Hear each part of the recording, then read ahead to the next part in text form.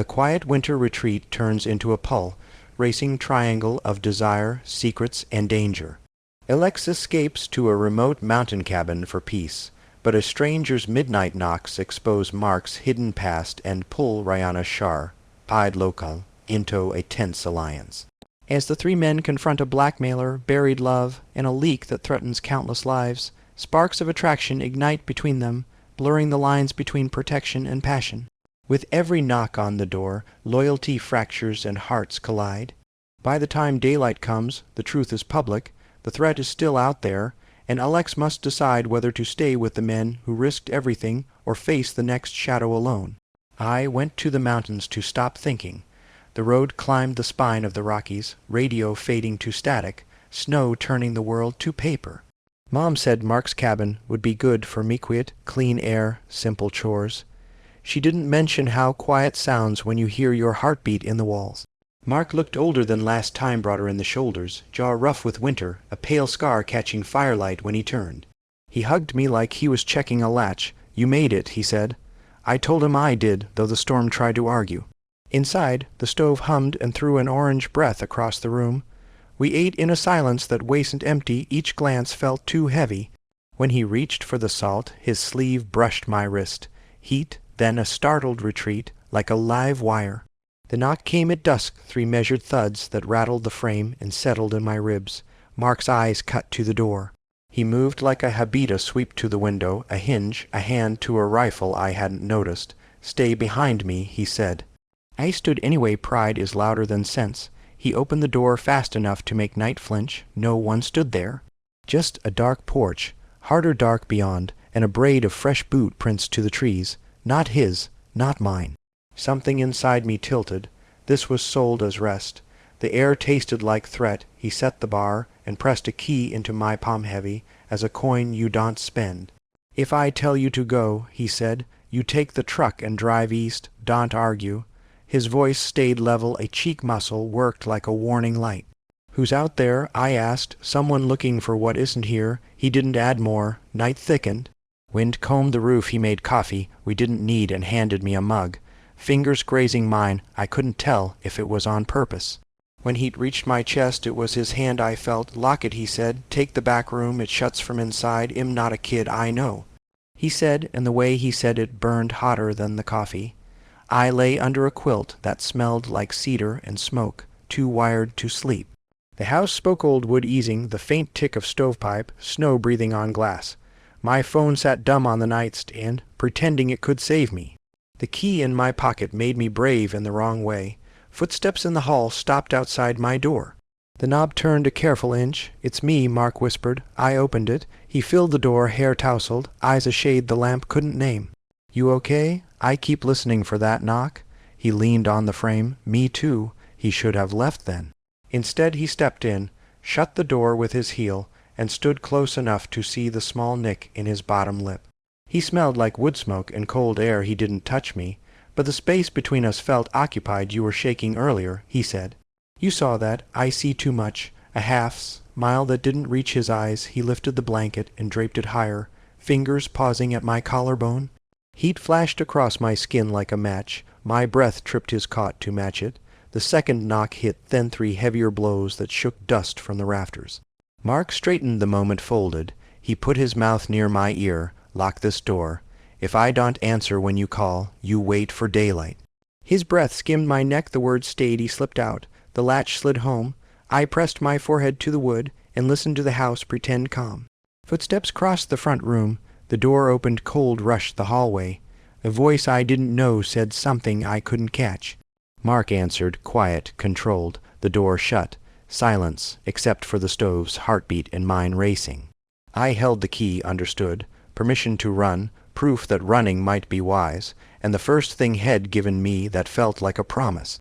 By the time the third knock never came, I had broken in a way that didn't make noise. Rest was over. Whatever this place was, whatever he was hiding, had already found us. Yesh knew it. I woke to pale light and the kind of quiet that follows arguments. The stove had gone low. The cabin held its breath. No bars on my phone, just a stubborn clock. I replayed the knocks, the voice, and the way Mark's breath warmed my ear like it belonged there. Coffee hissed. He stood by the window, sleeves pushed up, forearms mapped with old scrapes. A fresh boot print dried on the mat deeper tread than ours, a little splay to the toe. Who was it? I asked. Wrong turn, he said. That's not a name. Eat. We're going into town, because of the wrong turn, because you need service, and because I need a second opinion. Whose? Ryan's. He handed me a coat too big in the shoulders. His palm steadied my back. Snow muttered the truck coughed to life. Pines leaned in like eavesdroppers. The town waste, famous it didn't try. A diner, a hardware store, a post office glued to a bar that called itself a lounge. Ryan waited on the diner steps, coat open too cold, grin quick and unbothered. Younger than Mark, older than me. The kind of face people trusted without asking why. You brought trouble, he said, hugging Mark like the word was a joke. His glance slid to me, and the reason trouble is smiling. I said, Ryan, coffee. Inside. Heat lifted the air. He poured like he owned the pot. Mark told the part had kept. A man from the ridge had been asking vague questions, paying cash, walking the snow like he was measuring it. Head visited before and left Mark's. Ryan drummed a rhythm. You want me to check the road or the name? Both, Mark said. Ryan's eyes came to me. How'd it feel? Like he knew exactly when we'd flinch. Then he's not lost. He took my empty mug, my knuckles met his. Clean heat, a quick current. I looked up too fast. He held my gaze a beat longer than politeness. Give me an hour, he said, and left. Without him, the booth felt larger and colder. Mark's jaw worked. He's useful, he said. And you don't like that, I noticed. I don't like that there's anything to notice. Me either, I lied. We bought batteries, salt, a second lock. People nodded at Mark. No one asked about last night. In a shop that sold rope and postcards, a cracked mirror showed me leaning closer than I should. I stepped back. He didn't. Ryan found us by the locks. Name is Cole, he said. Odd jobs by the switchbacks. Sheriff keeps him on a list for Bray. Gins that end polite. End polite? I asked. Doors open, drawers closed, one thing missing. He met Mark's eyes. You want a second set of prints on your porch. I want him to pick a different hobby, Mark said. I'll stroll the ridge tonight, Ryan said. Don't, Mark said. Not alone. Who said alone? Ryan bumped my shoulder as he handed me screws we didn't need. We drove back as clouds thickened. Mark's hands stayed steady, his attention raked the edges. I watched the road and the memory of Ryan's knuckles. At the cabin, we installed the extra lock. Mark held the plate while I drilled. Sawdust rose like breath. To reach the top hinge, I stepped into him. My chest met his shoulder. He didn't move. I didn't either. Alex, he said softly. I know, I said, though I didn't. Evening fell early. I chopped vegetables. He checked the generator. A single knock-on gentle tap. Ryan, Mark said. He stepped in with wind. Cole's truck is at the overlook, he said. Tire tracks in, none out. For what? I asked. For you to sleep, Ryan said, or for you to fight. I can't stay. Couch, floor, chair. Is this? Into my first stakeout. Mark studied him, then me. Stay. We made space. 3 mugs, 3 knives on the counter, 3 shadows on the wall. While soup simmered, Ryan stood at the window, and I joined him. Our shoulders nearly touched. You okay? He asked. Am not used to wanting 2 things. 2 things can want you back. He didn't take my hand. Heat pooled. Mark coughed softly. Night settled. We waited to see what it brought.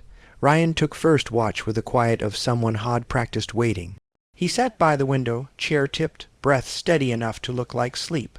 Mark moved like a man repairing a clock, wiping what was clean, checking a latch we'd just set. I tried to be useful and failed. Midnight had opinions. Wind scratched the eaves distance, swallowed a plow's groan. The silence thickened until it felt like a crowd. Mark handed me a flashlight. If the power cuts, you take this and the key. East Road, say it, East Road. He nodded, satisfied and unhappy at once. Ryan glanced over his shoulder. We doing shifts, or is insomnia tonight's hobby? I want sleep, I said. That's ambition disguised as a plan. He stood, rolled his shoulders as if snow had gathered there. Up close he smelled like pine soap and cold iron. Walked the perimeter with me. A screw squealed in Mark's fist, he said. Stay in sight. We stepped into a cold that edited thought. Snow had crusted, bearing our weight unless we demanded too much. The sky hung between colors. Ryan pointed at a drift and spoke softly, like to a skittish horse. He came from the overlook, he said. See the way the drift collapses. He hesitated twice there and there, toes out, trying to look bigger. You can read that from a boot print. You can rid a life if someone keeps repeating it, he said. Most of us do, wanting, leaving, coming back. At the porch he touched a step where frost had pooled and refroze. He stood long enough to warm the wood. I pictured a body in our doorway, patient, sure of timing my pulse tripped. Ryan's glove pressed my sleeve. Breathe, he said. His thumb lingered at my wrist like a metronome. Mark opened the door before we knocked. Heat rolled out, carrying cedar and stew. His eyes counted us. See anything, only his confidence, Ryan said. That's the part I mind. Mark stepped aside. Our shoulders brushed his shirt, held stove heat. The touch traveled further than it should. We ate because there was nothing else to do. The three of us formed a small republic of glances and almost smiles, signing unspoken treaties. I told a bad road story. Ryan told one about being paid in elk jerky and gratitude. Mark listened, adding a hinge word when the silence needed one. At the sink I rinsed my bowl. Mark came close enough to change the room's temperature. He reached past me for a towel. His forearm grazed my ribs. The contact was small. My body translated it as news. Thanks, I said, voice soft in a way that carried. He didn't step back. You're welcome. A second held more than seconds should. His breath found my cheek. Mine answered. A spoon clicked too loudly behind us. The generator hiccuped and steadied. I'll check it, Ryan said, and slipped out. Alex, Mark said. I turned, debating apology or request. He solved both by setting my hand on the warm rail of the stove and covering it with his palm so I wouldn't burn. There, he said. Now you want forget this room. I said, meaning things I didn't list. He looked at my mouth, away, back, the decision visible. If this is a mistake, stop me. Ask a better question, I said. He did no words, just a slow lean that gave me time to retreat. I didn't. His lips met mine carefully, as if measuring distance. Warmth gathered. The clock slowed. His hand settled at my waist with the restraint of someone who knew exactly where not to go, which made the place he chose feel like a promise. When he pulled back, he kept his forehead to mine like he was borrowing breath. Snow hissed against the window. The room resumed. Ryan re-entered with a shake of cold and a look that wasn't surprised. Generator's fine. Lines might sag if the wind swings. We could lose the grid. Mark stepped away with a nod that meant later. I found a smile that felt like discovery. Take the couch, Ryan said to me. You'll see the door. Mark and I will split window and hall, or I take the hall, I offered. Or Mark said, you sleep, I tried. The couch took my weight and my worrying. The house spoke in codes I was learning. Near the hour with no name, Ryan appeared with a blanket. You were shivering, he said. He laid it over me with careful efficiency. His fingers brushed my shoulder and paused a breath longer than caution suggested. You're doing well. At what? At being here, he said, smile quiet. At not running when the door talks. I caught his wrist. His pulse beat quick and steady under my thumb. He looked at our hands, then at me, and something in his face loosened. We're not good at easy around here, he said, noticing. He leaned just enough to share air, not claim it. His forehead touched mine in a small greeting. A breath later, his mouth brushed my cheek and hovered near mine like a question. I answered. The kiss was brief, a proof of life, bright, careful, unthreatening to the room. When it ended, he rested his temple against mine. Okay, he murmured, as if wed agreed to a treaty. The wind shifted, the lights flickered and held. From the window came a whisper that mimicked a knock. We all still looked toward it, nerves rehearsing. Tomorrow, Ryan said, we'll walk the overlook in daylight. People get smaller when the sun finds them. Does he? I asked. He will, Ryan said, brushing a thumb at the corner of my mouth like he was erasing a shadow. Mark stood in the hall, eyes unreadable and kind. He gave me the same postponed questions nod. The three of us arranged ourselves around the night, a triangle holding against weather and the shape outside it. I closed my eyes with cedar and something human warm on my tongue, and let sleep earn me for an hour. Before sleep took me fully, I heard Mark turn in the back hall and Ryan settled by the window, two different kinds of watchfulness keeping time for the same worry. The stove ticked as it cooled. I lay there with the taste of two promises on my lips and the sound of the ridge in my ears, knowing morning would make choices feel simple and living with them feel hard. I slept like ice holding a river. Morning felt like a truce. Coffee steamed, the stove hummed. Ryan left early to circle the overlook. Mark and I rechecked latches that didn't need it. I shouldn't have, he said. You did. Well talk when the ridge is quiet. It wastes. Ryan called from the road. Tracks doubled back. Bring gloves. We followed his prints. At the overlook he knelt by a scuffed patch. He waited here, Ryan said, and pried a metal tag from the frosted paint, stamped numbers. Mark stiffened. I knew the color. Tool chest, I said. Yours, Ryan exhaled. Say it. He didn't leave this, we did. Mark hesitated. There's a shed off the service road. It hunched against a boulder, lock old but used. Inside smelled like oil. On a shelf, tarp, dented cooler, a duffel. Ryan unzipped it. Letters, a faded photo. Mark in summer, arm around a man whose grin felt like gravity. On the back, one name, Cole, beneath, a black case. Inside, a flash drive taped to a ridge map. What's on it? I asked. Silence. Ryan's voice went careful. Is this why he knocks? Mark pressed his tongue to a molar. Names, he said. People who paid for silence. Mine, his, others. 2 copies felt safe. And now he wants yours, I said. He wants me, Mark said. Something in me closed. You knew him. Yes, you loved him, Ryan said. I tried. I set the photo down like it burned, and you brought me because of it. Witness. I brought you because you needed out, and because you needed a reason to reopen this, Ryan added. He slid the drive into his pocket. No, Mark said, icing the air. If he doesn't find it with me, he keeps knocking. Let him, Ryan said. I won't let him in. You can't be everywhere. He and I tried this once, Ryan said. It didn't last. There was always a third shadow. You didn't tell me, I said. You didn't ask, he said, and it landed like a door. Stop deciding without me, I said. If he wants the drive, we choose the terms. We argued until words thinned. None of it fixed the photo, Mark laughing beside the man testing our walls. The bond between us found an edge and began to cut. On the way back, Mark walked ahead.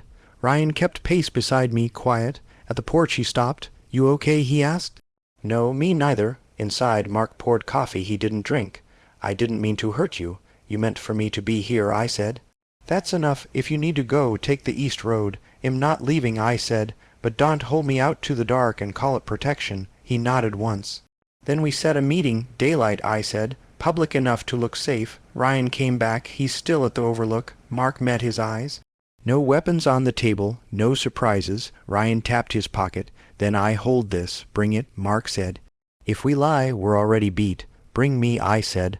Mark's gaze confessed more than he spoke. I don't deserve that. Maybe not, I said. But here, we picked a place locals used when grief needed air. The frozen picnic ground by the river. Ryan left a message for the sheriff. Mark wrote a time on an envelope and slid it under a stone on the overlook rail. Afternoon, thin to blue. The wind knocked once. We stood in the kitchen, hands close, listening to the stove pretend it could drown out a past coming home with a fist.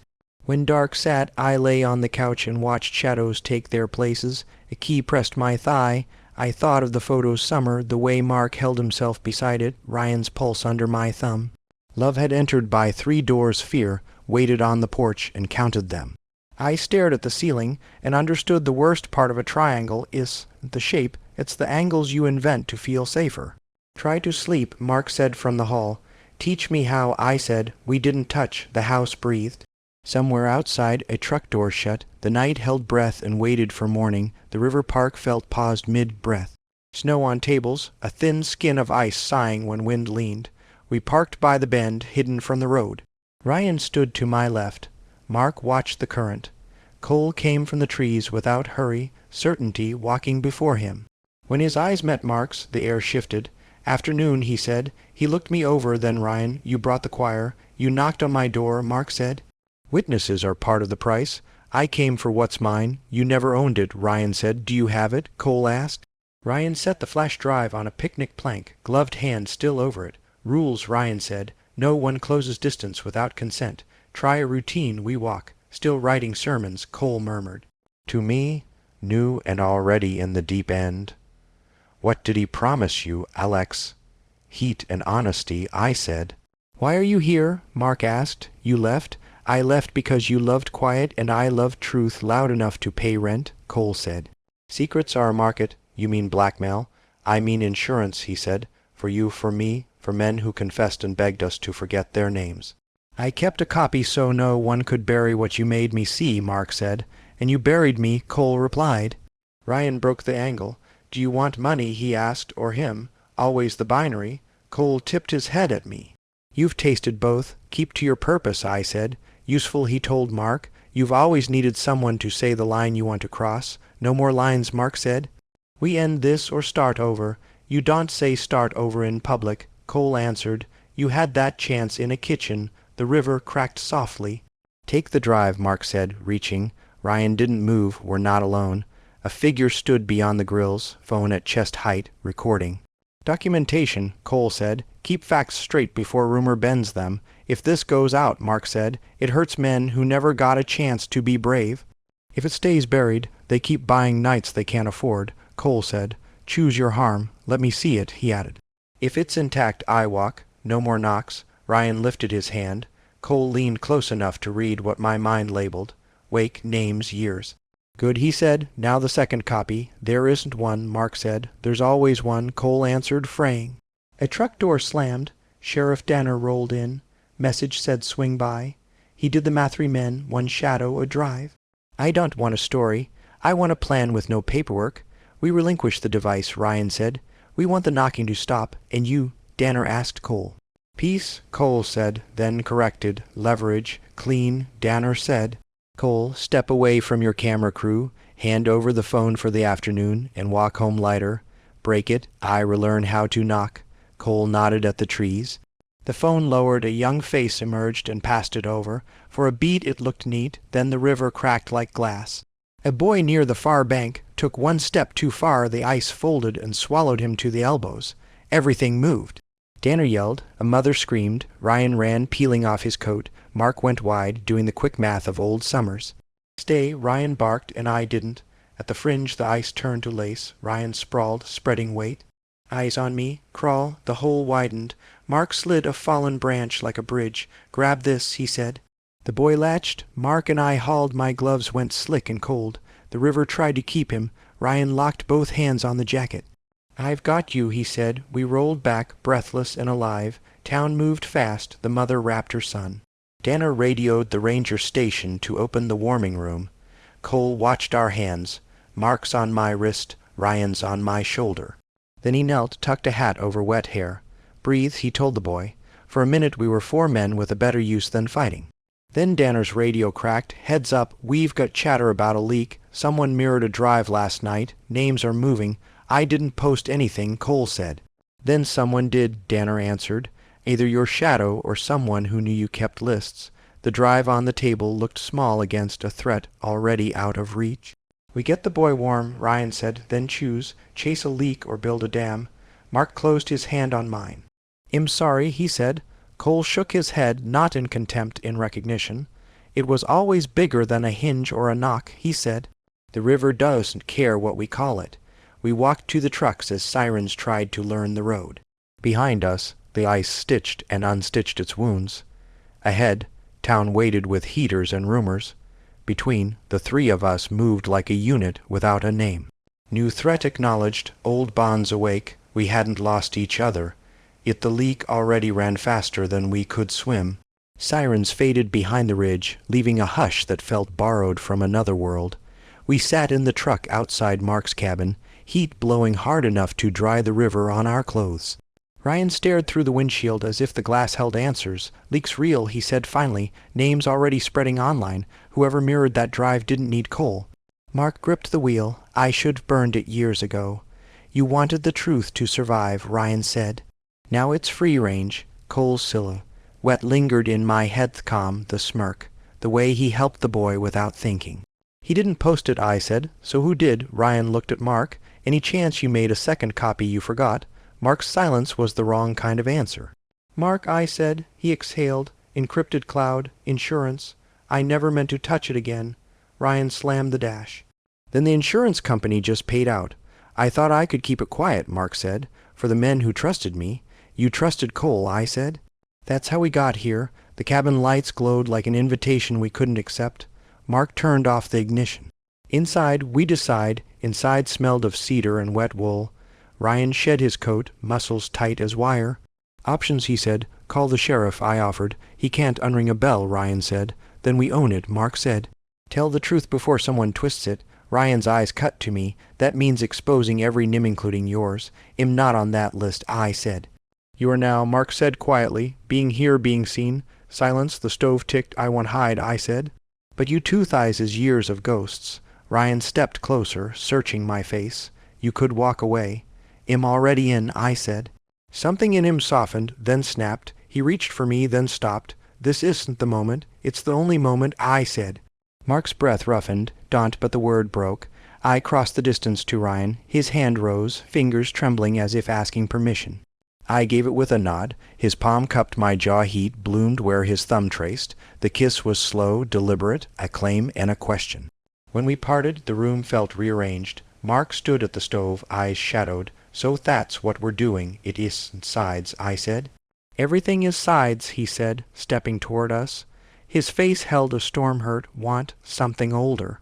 "I brought you here to keep you safe, and you found each other." Ryan's voice was steady. "You left a door open." Mark stopped a breath away, chest rising fast. And now I reached for his hand. He let me, his fingers locked, rough and warm. The triangle closed, not perfect, but undeniable. The door banged. All three of us turned. A folded paper slid under the threshold. Mark grabbed it, unfolded it. One more name, stop, hiding no signature. Just a symbol, a small triangle drawn in black. Ryan checked the porch. "Empty snow." "He's taunting," Ryan said. "Or someone else is playing." Mark crumpled the note. "It never ends." "Then we end it," I said. Together, Ryan nodded. "But how tomorrow?" Mark said. "We go public. My story, coals if hell face it. No bargaining, no more doors to knock." Ryan looked at me, then Mark. "We burn the insurance and leave with the fire," I said. Outside, the wind carried a faint 3-beat knock, or maybe just branches. Mark squeezed my hand once, hard enough to promise and to warn. Ryan touched my shoulder, grounding me in a moment, both fragile and defiant. The stove flared, shadows stretched, and the night settled around us, not safe, not finished, but ours. We dressed for court and drove to town hall. Danner had coffee. Cole watched river. "We say it clean," Mark said. No shame, no extra names. Reporters were local. Mark spoke first. The years, the love that bent wrong, the list that should have died, the copy he kept. He said he was done hiding and asked for time for the men on it to choose their light. Ryan kept it brief. No more knocks, no more fear as currency. Then me, I came to rest and found 2 men who keep watch in different ways. I want bury anyone. I want hunt them either. If you write this, include the boy we pulled from the river. Cole stepped forward. "I didn't leak the drive," he said, "but I want apologize for daylight. You'll stand in it too." He lifted 2 fingers, a small triangle in air. Danner ended it. The room went back to wood and echo. We drove in silence. At the overlook, Ryan pulled over. On the snow, a single set of prints approached the rail and turned back. "Yours?" I asked. "No," Mark said. "Light step," Ryan murmured. Maybe someone deciding not to be brave today. We stood shoulder to shoulder, warmth leaking through coats. Mark's hand found mine in a pocket. Ryan pressed along the seam. "What now?" I asked. "Home," Mark said. "Keep watch," Ryan answered. From the trees came a sound like ice leaving a branch. 3 taps, almost memory. We drove back. The stove woke and threw a pulse across the floor. I set the key on the table. No one told me to take it. Night would come with its rehearsed knocks. The list would ripple. Some men would speak, others wouldn't. Our names would arrive before we did. We settled into the house we'd nearly lost. Mark washing a cup, Ryan at the window, me on the couch counting the beats of heat. "Alex," Mark said. "I'm here," I answered. "For as long as we're enough," Ryan said. Wind pressed the siding, a guest deciding whether to knock. We didn't flinch. We waited with the lights on